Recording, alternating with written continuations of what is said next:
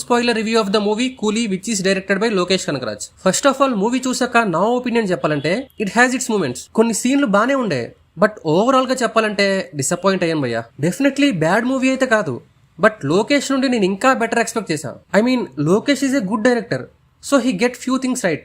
Like Rajini sir star person అని బాగా use చేసుకున్నారు. అంటే లోకేష్ అనుకున్న కొన్ని సీన్స్ స్క్రీన్ మీద రజనీ సార్ ఉండడం వల్లనే వర్క్ అవుతాయి. బట్ మనందరికీ తెలుసు ఎక్సెప్ట్ ఫర్ రజనీ సార్ ఇంకా చాలా మంది స్టార్స్ ఉన్నారు ఈ మూవీలో. అండ్ సాడ్లీ ఏ ఒక్క రోల్ కూడా ఆ యాక్టర్ స్టేచర్ కి న్యాయం చేసేలాగా లేదు. విలన్ గా నాగార్జున సార్ బాగానే చేశారు, but his characterization was a let down. చాలా మాస్ మసాలా మూవీస్ లానే ఈ మూవీ కూడా కొంచెం భాషా మూవీ టెంప్లెటే. సో లోకేష్ పిక్ చేసుకున్న ఆ స్టోరీ స్కెలిటన్ అఫ్ కోర్స్ బాగుంది, అండ్ ఏమేమి ఎలిమెంట్స్ ఉండాలి అనేది కూడా బాగా చూస్ చేసుకున్నారు ఆయన.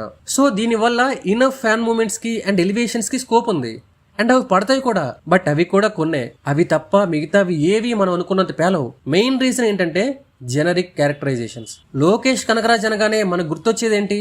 ఆయన సినిమాలలో ఉండే ఆ క్రేజీ ఇంట్రెస్టింగ్ క్యారెక్టర్స్. విక్రమ్ గానీ, మాస్టర్ గానీ, ఖైదీ గానీ, ఆ మూవీస్ చూసొచ్చాక మనం ఆ సినిమాలో ఉండే హీరో అండ్ విలన్ క్యారెక్టర్స్ ని గుర్తు చేసుకుంటాం, వాళ్ళ గురించి మాట్లాడుకుంటాం. బట్ కూలీలో మాత్రం అలా ఏ క్యారెక్టర్ కూడా లేదు. ఉపేంద్ర గారు అండ్ ఆమిర్ ఖాన్ గారి రోల్స్ అయితే వేస్టెడ్ అసలు. అండ్ నేను ముందు చెప్పినట్టే ఇది కొంచెం భాష అండ్ కొంచెం లోకేష్ ప్రీవియస్ మూవీస్ లో మనం చూసిన టైప్ టెంప్లెటే. ఫస్ట్ హాఫ్ లో ఒక మిస్టరీ ఎలిమెంట్ పెట్టుకొని ప్లాట్ ముందుకు తీసుకుని వెళ్తారు.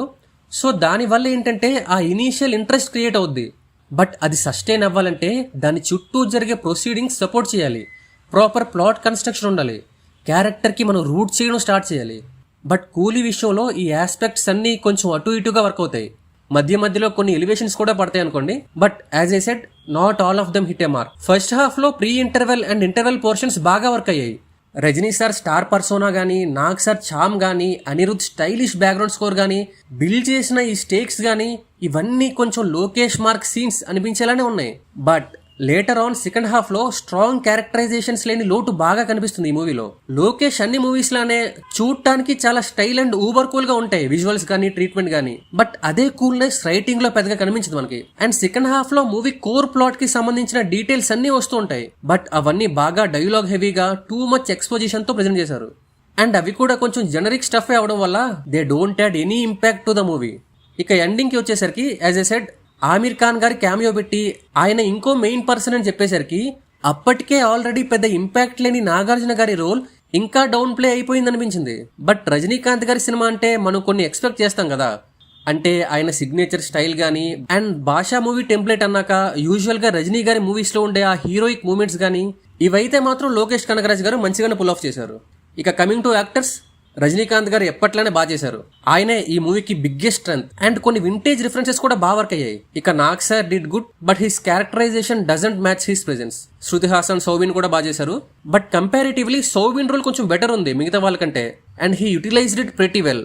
ఇక ఇందాక చెప్పినట్టే Sathyaraj, Upendra and Aamir Khan roles are wasted. Coming to the technical team, Anirudh's background score was good. Monica song అయితే భలే ఉంది, బట్ ఆ సాంగ్ ప్లేస్మెంటే కరెక్ట్ గా పడలేదు. ఇక cinematography, editing, production design, VFX, everything is done right. So no complaints here. Coming to Lokesh Kanagaraj, మనందరికీ తెలుసు Lokesh is capable of much more than this అని.